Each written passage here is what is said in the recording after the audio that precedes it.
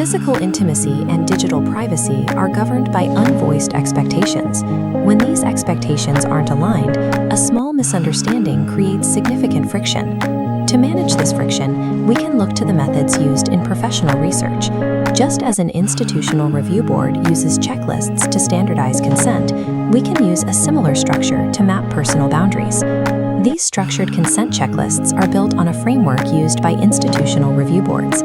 These bodies use specific requirements to ensure that any individual participating in a study has a full, clear understanding of the process.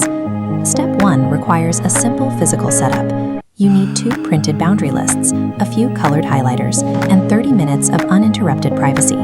By gathering these materials and using a structured tool, you can move away from vague desires and create a specific map for mutual communication. Before either partner picks up a pen or marks the document, you must both verbally agree to a strict set of ground rules regarding how you will interact with the list. This breakdown details the FREIS framework. For any agreement on the checklist to be valid, it must meet these criteria. It must be freely given, reversible, informed, enthusiastic, and specific. Pay close attention to the reversible requirement. An agreement for an activity today is not a permanent contract. Anyone can change their mind at any time, even after the activity has begun. We also need to define what it looks like when consent is missing.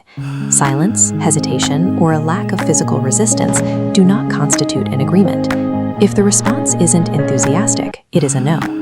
Establishing these ground rules early helps clarify expectations. It ensures that any agreement is based on current comfort levels rather than a sense of obligation or past habit. Step 2 requires physical separation. Both partners should move into different rooms to complete their physical lists independently.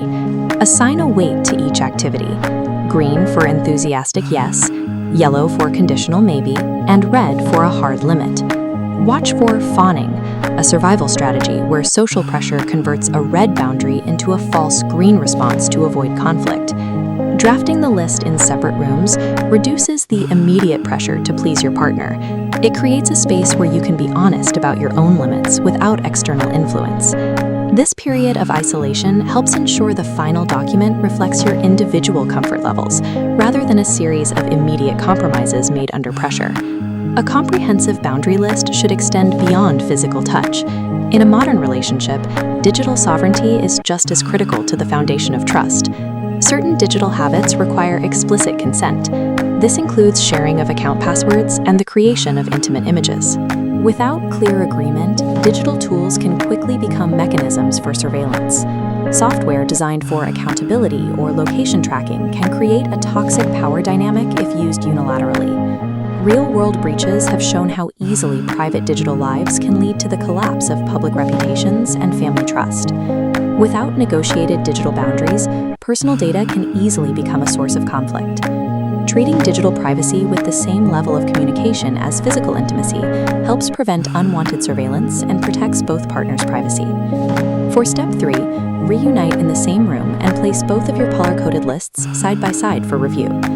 Matching positive green answers that connect across your lists represent the immediate zones where you are both in agreement. But the rule for reds is absolute. If an item is marked red by either partner, it becomes a strict mutual limit, respected without negotiation. Finally, discuss the yellows. Ask mutual, clarifying questions to understand the specific context or conditions that would make your partner feel comfortable with those activities. This structured negotiation process eliminates the need to guess where a partner's limits are. It replaces assumptions with a clear understanding of mutual safety and desire. With your lists compared and your rules established, you have successfully built a concrete roadmap of your relationship boundaries. It is important to remember that human desires change over time. Because people evolve, this boundary document is not meant to be static. It is a tool that should be updated as the relationship progresses. To maintain this clarity, store your lists securely and set a calendar reminder for a 6-month review to ensure the document still reflects your current needs. Moving from silent assumptions to a structured list creates a baseline for communication. It allows for a more informed approach to intimacy, where both partners can proceed with a clear understanding of each other's needs.